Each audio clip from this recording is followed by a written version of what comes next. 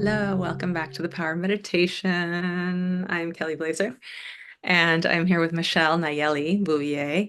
I know you as Nayeli mostly, but also Michelle. So anyway, Michelle Nayeli Bouvier. Your website is michellebouvier.com. So thanks for being here, Nayeli. Lovely to have you. So I'm going to say a few things about you to people so that they have like the broad umbrella level of what you are and do in the world. Michelle Nayeli Bouvier is an interdisciplinary embodiment expert and creator of the Kutila School of Embodied Resilience. With over 25 years of experience, Michelle's a body mind specialist, a certified yoga therapist and teacher trainer, Ayurvedic educator, gyrotonic trainer, devoted students of the Access syllabus, and Shakti Tantra ecologist and social activist.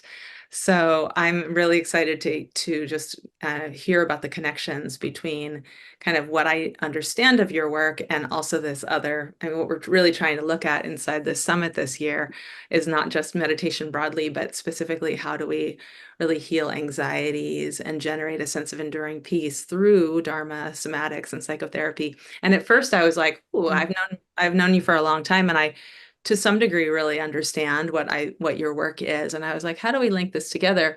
But then as I dug in a bit more deeply, I feel like there's actually like a tremendous level of interconnectedness. So I don't know, why don't you tell me what the linkage is here? How does somatic retraining help us to work with anxiety and bring us home to ourselves? Sure. Well, thank you for having me, Kelly. And I always like to give the option for the names, Michelle or Naomi, as you like.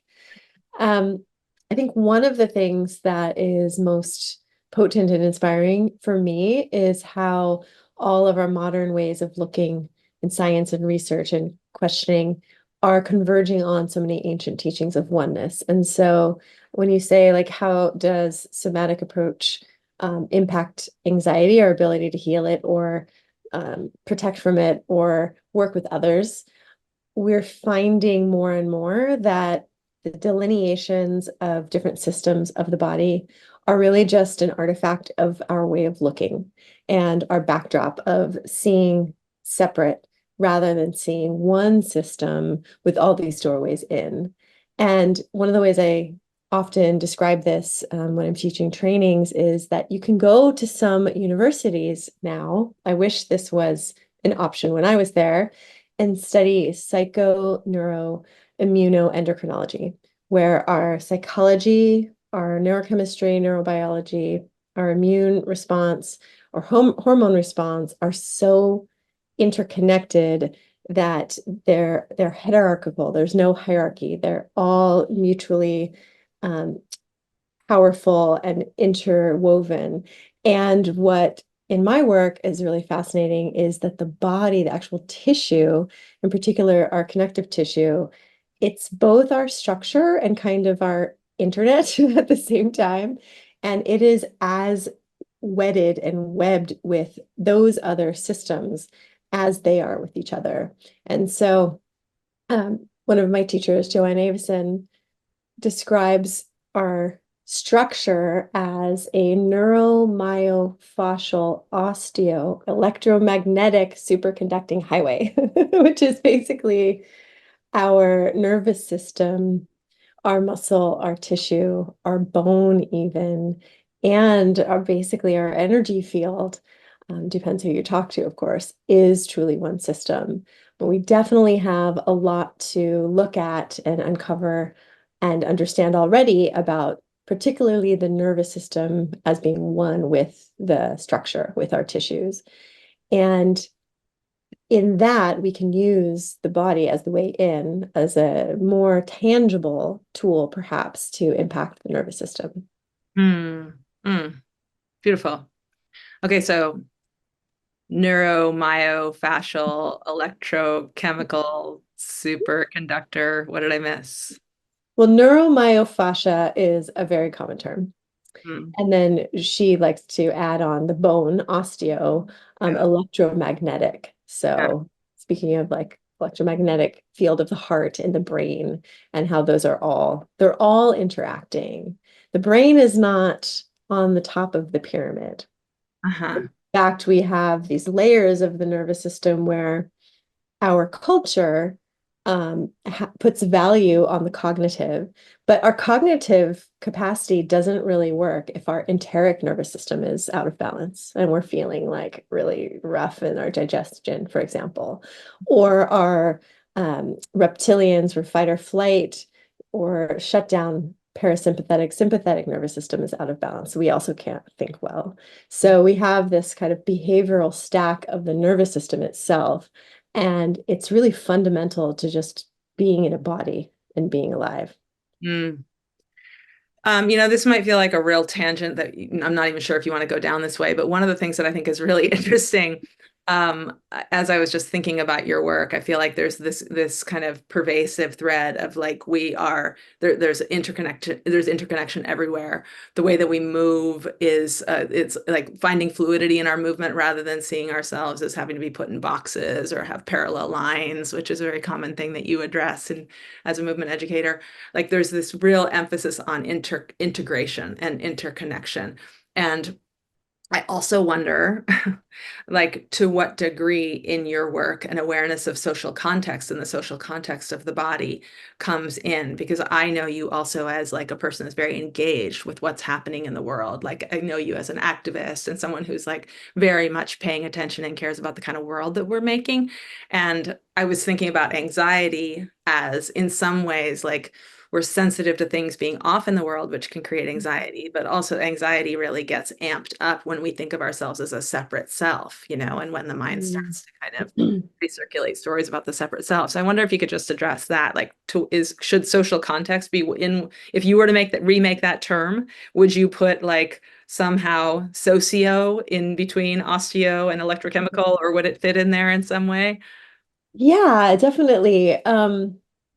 It's interesting in sort of movement science world, it's usually looking at one body. And I am blessed with a few teachers in the Access Syllabus movement research community, Ruth Doutwright in particular, who works with this idea of, well, if fascia is teaching us this oneness on the inside, we could think of all of our relational threads or webs on the outside as almost like the connective tissue of life and of society. And so there are some people looking into that. And I definitely think that um, from a yogic perspective, from a tantric perspective, and from a one being moving perspective, everything is relative and contextual to the relationship.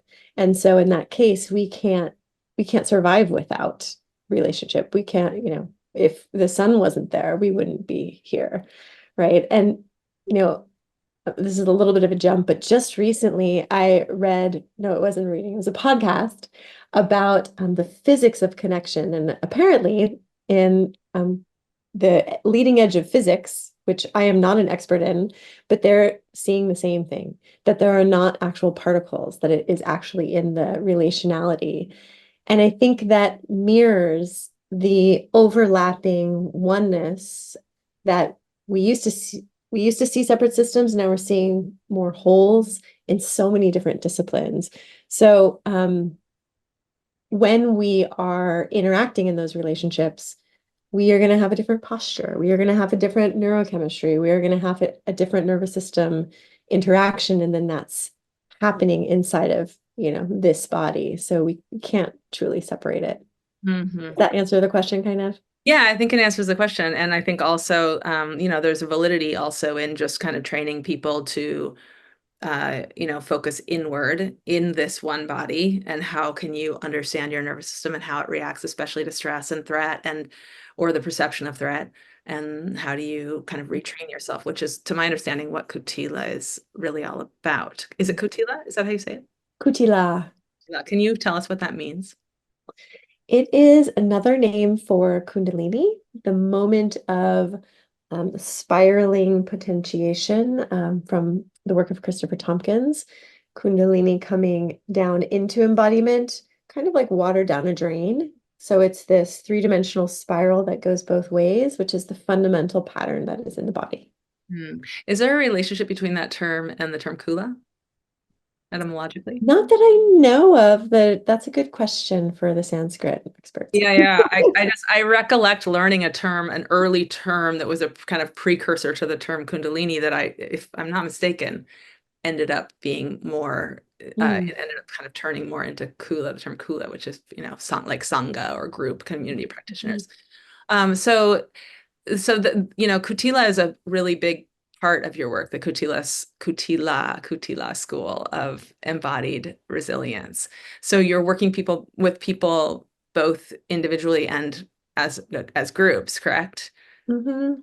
Individually, it's more this, harnessing somatic practices for nervous system, understanding intimacy, regulation, in the moment and overall. And then in trainings, I'm really passionate about if we take our tissue as our nervous system, then how we move is either more and more integrative for the nervous system and building a stronger whole net, we could say, or pulling it apart. And a lot of the ways that we talk about movement these days is actually pulling things more apart.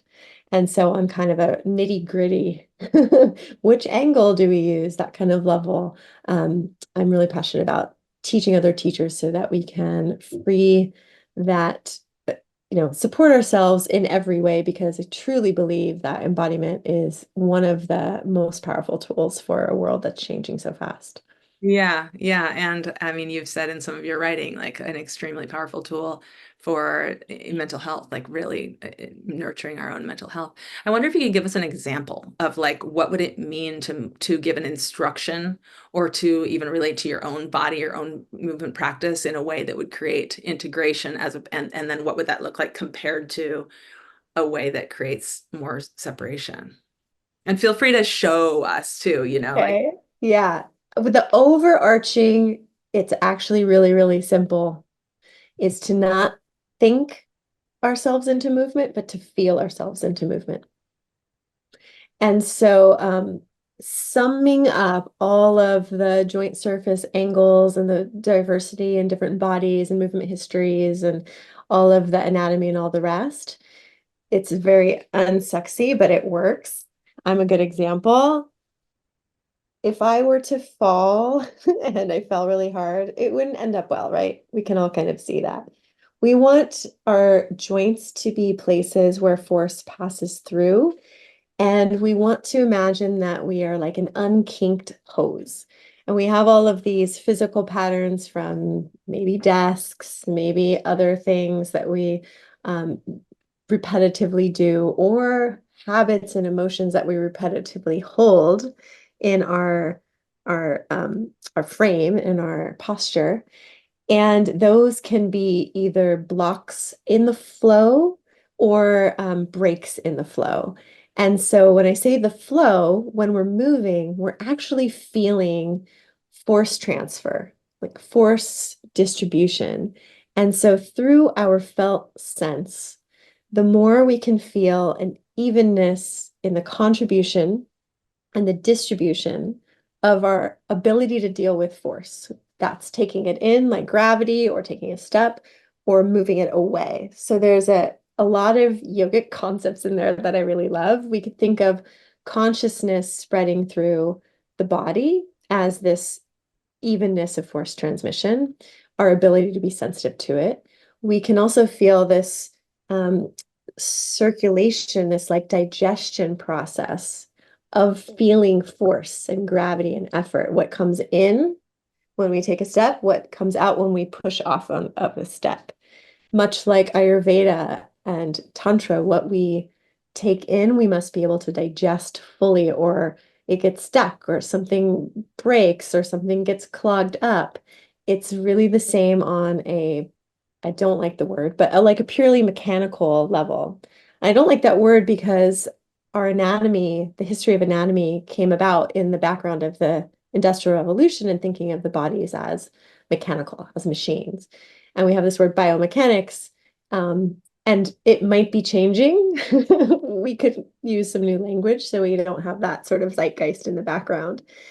So it sounds so simple, but to really feel, to really truly be able to listen to sensation, and then feel it shared as much as possible in a local part or the whole of the body. One other little piece is that is actually the fastest way to get out of your head. Hmm. Rather than thinking about, oh, what's right about like how I'm supposed to be moving. I got to tell my body from my cognition, like this is where it goes. Hmm. It's more of the see what is and observe than the dictate. Does that make sense? It does make sense. I feel like, okay, I have a couple of questions. Yes. I don't want to forget to ask you about your experience with Frey Faust and your access syllable experience with learning how to walk and crying every day, but I want to ask that next. So don't let me forget.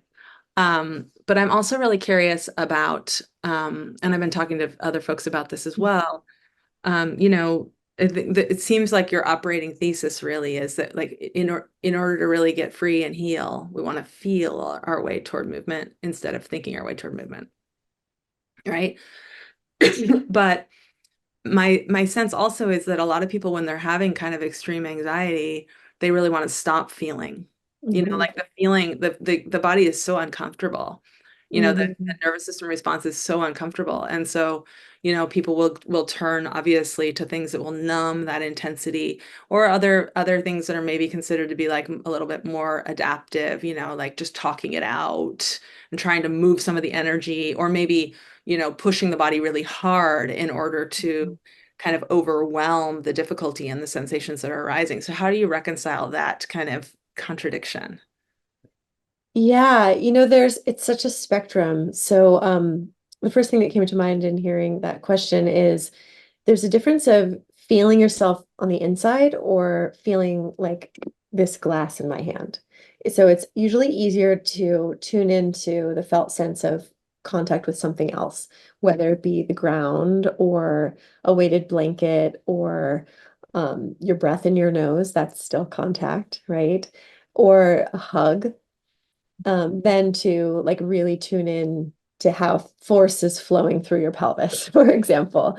So I would say, and this is something I teach in a trauma aware kind of way, that like first, how are our hands meeting the ground? And the other thing is like talking it out. We're wired to be in co-regulation. And so even that, there is movement in Mhm. the talking. There's the tone of the voice, and there's the facial expression, and we're wired through what some are calling the social engagement arm of the nervous system, which I'm sure you're familiar with, to regulate. So in that case, hopefully the person they're talking to. The more that we have these tools, hopefully the more of us will be the receptive person who is able to also give that back, eye contact and the signals, the subconscious signals that we're with someone. And as far as overwhelm, there's a place where we need to, as we hear the animals who, if you run into a saber-toothed tiger in the forest, you got to go shake it off. There's a place where we also need to discharge. So it would be interesting to query if that overwhelm is helping discharge or just distract.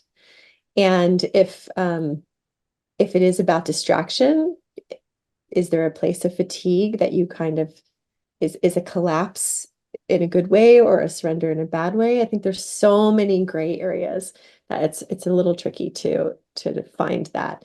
However, when we talk about taking a deep breath, there's something felt sense about that too. Yeah. So make it really simple and like fill your belly Hmm. when you Hmm. breathe. Yeah, and one of the things I've heard you say is like, and maybe this doesn't apply so much to the moment where you're actually kind of in distress, but just in life in general, I've heard you say like when you have a moment where you feel like the desire to stretch or yawn, or you use the term pendiculation, like how a cat will move when they're like stretching out and kind of both stretching, but also like kind of tensing and stretching at the same time. Like when you feel that instinct, really go with it because it really trains this capacity for interoception, for feeling the interior experience of the body, and just doing that like gives us back to ourselves in a way that's really powerful. So maybe it's more like Mhm. sustain that or generate that habit and sustain that inclination throughout your life so that in the moments where you're really spun out by anxiety or by whatever it is, you have more of a sense of like a way to knowing a way to get back or something Mhm. along those lines. Yeah, I think the hardest part is when you're really in the fire, just to remember that there is any tool, even if it's like feel where you're sitting, feel where your feet are. Yeah. Keep it that simple, but the memory is not necessarily easy. Yeah, and right. And I think a lot of times, like, and I think this is more part of the conversation that it ever used to be, like really honoring whatever the defense mechanism has been. Like, if you got disassociated, that is what you needed at that moment. And Mhm. that's been the best skill for you up to this point that you were the most trained in. And, just honoring and blessing that is usually a more effective way to shift out of it than making it wrong somehow. So, Yeah. but back to the Frey Faust question. So you wrote in one of your Medium articles, I don't remember which one this was, era of embodiment, maybe? I'm not sure. But you wrote about having when you first got involved in the Axis syllabus work. And you said that Frey taught a week on walking, 2 hours a day. Two of the 6 hours of daily movement research were walking, and it brought you to tears every single day. Tell me about that. So I was told about the Access syllabus in the early 2000s by a friend who was very intuitive. It took me a number of years to experience it, and it was just in little pieces and parts and didn't fully land until 2015. I went to 3 weeks of the nomadic college, which I've attended a few times since, but it was in that time where the first week, Frey taught a class on gait and walking patterns. And each day looked at a different joint complex. So we started the feet and the ankles, and then the knees, and then the hips, and then the spine. And the way that he's an expert teacher and one of the most genius and humble people I know, definitely in the movement capacity for sure. And he had to teach himself how to walk again after a lot of injury. It took him, he said, over a year. So he has a lot of very detailed understanding about the flow of the force, how it is being moved through all of our joint surfaces. And every single day, I had to unlearn huge chunks of what I had learned in 20 years of studying yoga and anatomy and feeling like I was like very science minded. And it also was just so, it just made so much sense. It's Mhm. sort of like suddenly I liken it to when humanity realized the world was round. Like it just completely shifted how everything could be seen. And so that was my tears. I was just like so in awe and like bewilderment in a beautiful way. Mhm. And the last thing I'll say about that time was I had been teaching yoga classes as a full-time teacher for 15 years. And I came back to like 15 classes a week, and I didn't know what to say for about a year. And I knew there were words that I didn't ever want to use again, like square. And even though I knew I didn't want to say it, it just kept coming out of my mouth for 9 months. And so it's been speaking of digestion, it took many years to digest and really understand how to apply really what is, the design within, which is more like nature and wilderness and rivers and swirls than the ideas that we think of in the sort of modern anatomy. Mhm. Mhm. Yeah, I mean, we've known each other for a long time, and I feel like I've kind of been with you Yeah. peripherally through this real progression of you like feeling like I feel like there was like some it's kind of intimidating to push back against a whole field and the way that a field delivers information, especially when that's a field that includes like a lot of your close friends and people you've trained with alongside and people that you've learned from, it's a really interesting thing. But I love that you've have really like just stayed in it and become a really leading voice and a very, very grounded and confident voice in presenting a new way. I feel like it's really having an impact. It's Mm. certainly personally impacted me. So it's Yes, I pretty. love seeing your fluid movement. So good.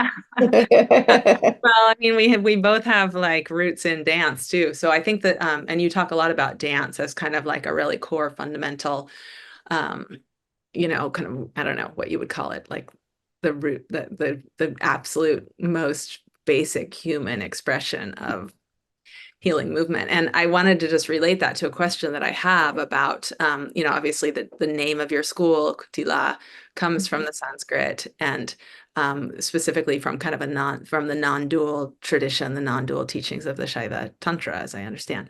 And I Mhm. would love to just know, like, how are those teachings and practices influencing how you're coming at Mm. movement educator? Mm.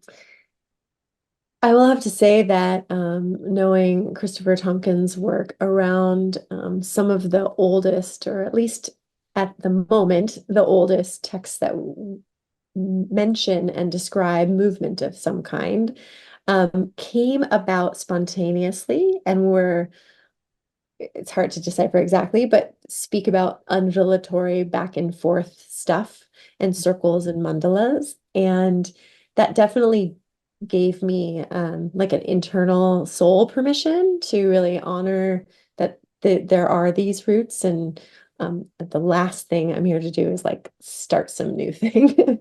um, but I will say that the concept of spanda and pulsation is really, really a key and important. And I feel that has so many layers. So, and we're talking about regulation and co-regulation and activation and deactivation, and the nervous system needs to be able to pulse and needs to be able to have a wave. And we can take that all the way down into the joints. They need to be able to have a little bit of a wiggle room. If we ever feel like we get stuck, that can be problematic. That's kind of a sign that something could be better. And I was also a longtime student of Shiva Ray, and her work in Pranavinyasa was so fundamental to using pulsation to both increase our ability to feel, because every movement has a bit more information for the ends of the interoception, the ends of the nervous system to feed back and to where we are, and also to feel the balance of opposites. So the balance of opposites, both in like one motion, up and down, right and left, and in time over rhythm, in and out, or undulation, because we're actually made from walking.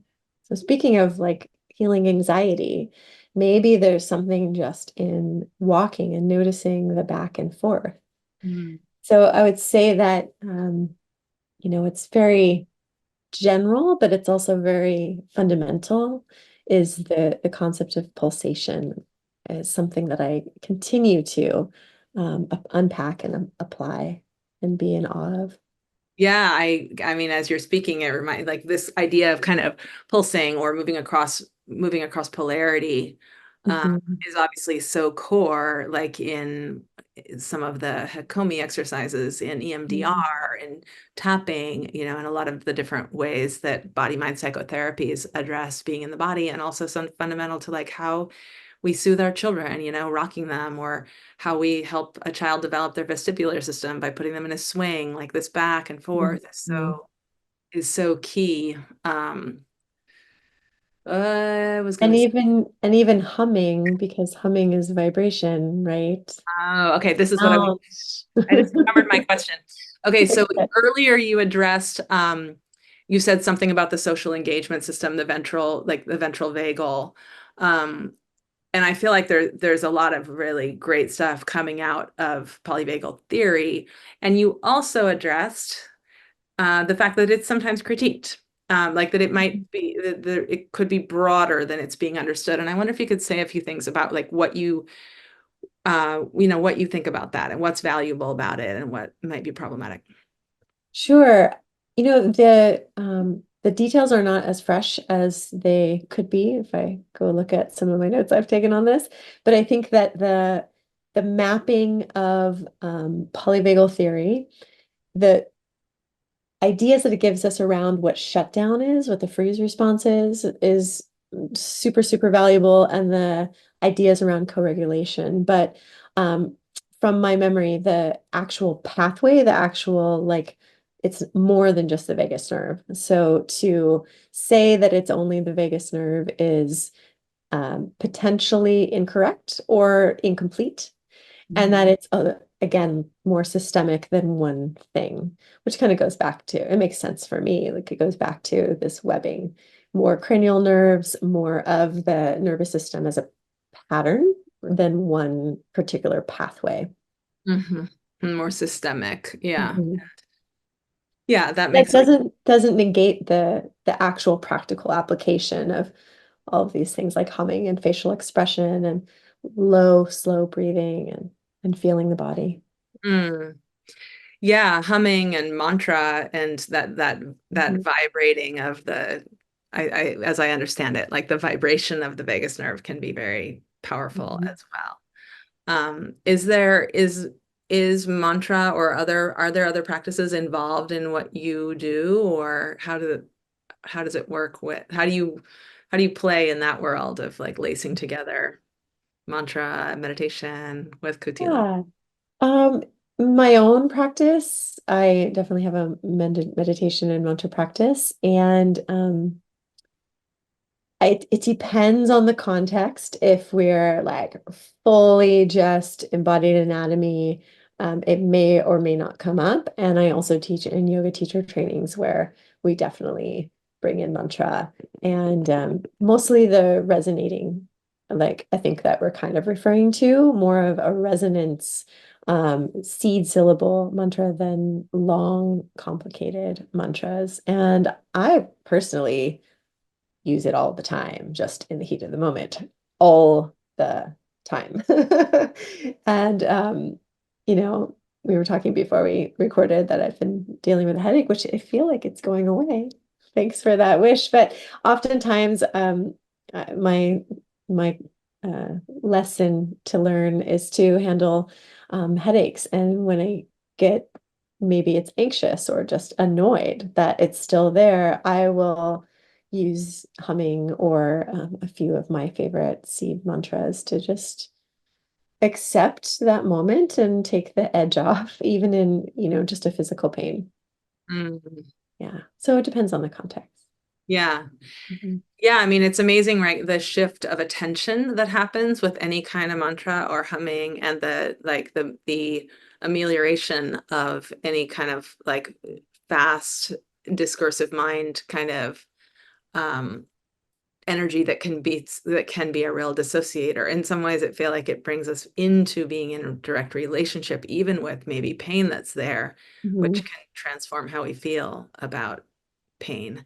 Which Mhm. makes me want to ask, like, can you give us any examples of what you've seen in people doing this work? Like, what kinds of transformations you've seen over the years?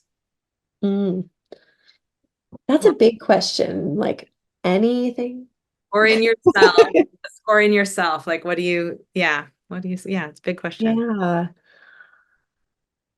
I'm going to jump back to that like first access syllabus deep dive. That part of what was hard for me to come back and not know what to say was that for those 3 weeks, I intentionally didn't do any other movement practice. I had a very strong regular yoga practice and hula hoop practice, and I intentionally set everything aside to really see how I felt after 3 weeks. And I felt more put together, more integrated than I had felt in a very, very long time. And I had been dealing with a quite a deep, complicated to me at the time, I'm understanding it more now, injury from various influences, some accidents and some overstretching. And I was healing myself, and it took probably about a year. And I feel better now than I did in my 20s. I'm 46. I feel better now than I did 20 years ago. So there's that. I've had lots of moments in class, like very quick moments where someone is like rubbing their wrists or their knee, and I just suggest, oh, instead of, you know, the thing that we are all taught, like let's try this, just a little bit of permission to play, and the pain immediately is gone. Now, I don't know, I didn't follow them for months, but in the moment. And my work in gyrotonic, I am seeing a lot of the same clients on a really regular basis. And gyrotonic is this balance of push and pull and the balance of contrast, where we are kind of facilitating that yawning response almost by pushing out against a weight in a global volumetric kind of space. And I point that out as the form because there's something magic in that I've seen more immediate, like nervous system unwinding, just an emotional thing or a stressful thing, or um, I've got to know these people very well and they'll come in and really tell me what's going on, or there's been actually 3 clients who've had a parent die in the last month. And it's really quite incredible. I think in any movement capacity, there is this possibility, but there's something really incredible in that um, sensorial feedback to get more sense of yourself that I've seen people just, you know, be so soft and so surrendered and so grateful, that really make an impact on the inner state. Mhm. That's that's lovely. Mhm. I know a little bit about how gyrotonics work, but it's not been a thing that's been really accessible for me, and I imagine that's true for a lot of people. But I wonder, there's one thing that I noticed that you said in one of your sessions, and I wonder if there's something kind of relevant here or related to this, like pushing back against resistance. Like you were going in one of your trainings into like understanding trauma, and before you went into it, you said, okay, like let's just make sure that we don't get freaked out by this conversation. So let's ground ourselves right now. Put your hand on your forehead, is what you said. And I was like, oh, there it is. Like there's a way of like generating this internal like like self against self, or self leaning into self, like this into Mhm. pressure. So I'm just wondering if you could like talk a little bit about that particular thing, and also just other little mini tips that you could give people to take away from this interview. I'm going to speak about it from like the tissue science kind of way, so Mhm. we can like take that into the nervous system. If we are an Ayurvedic adage is like increases like and opposites heal. And if we're feeling, full of anxiety, nowhere to ground, no place to belong or be safe, Mhm. if we touch something, really anything, this is just a good place. If we touch, we get a little bit more sense of ourselves because we have the receptors that we are there. This is a wonderful one.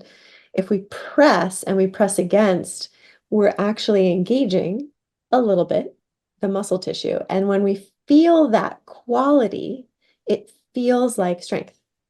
Mhm. And so that quality will translate into how we feel emotionally. It's really interesting because I've taught um, a yoga teacher training module on the subtle body for a number of years now. And just in the teaching of that and the chakras and the koshas, um, alongside all of the movement science, I'm more certain for myself that the qualities with which we move are imprinting themselves into how we feel. And so if we want to feel more steady, we move slower and we push the ground. Like just where you're sitting, you could just push your seat. I'm pushing my hands on this table and I can feel like here. Mhm. And that accumulates. It seems kind of so simple. Mm. I've seen this on the other side of things too. People who are overly pushy or rigid with themselves. It's like everything's hard all the time is the softening or the fluidity, like water dissolves rigidity in rocks. Mm. And in little moments, we could use like just one hand or Mm. push the foot into the floor. Mm. All that. Yeah. Yeah, it's beautiful. I love also the idea that as we understand our own nervous system, our own conditioned tendencies in the nervous system, we may have really different, like it's not one size fits all. Somebody might need more like, okay, how do I just flow? How do I kind of open into space? And other people might need more like ground, come in, come like compress a little bit, like contain, come into. Yeah. So that's an interesting nuance. Yeah. I think there's another piece of this, like, there's no one way for everyone. I sometimes wonder why we haven't figured that out on every level. No one diet, no one medicine, all the things. And in movement, we could say, oh, our hips are feeling tight. Well, there's no one way to open your hips and that quality. So we have like the no one way in the form, the no one way in the amount of effort and the quality of the movement. And also that changes for us over time as Yeah. well. Yeah, right. There's not one moment like what worked in a different moment is might be not going to work in this moment. So maintaining this kind of constant curiosity. Mhm. Yeah, meeting what is.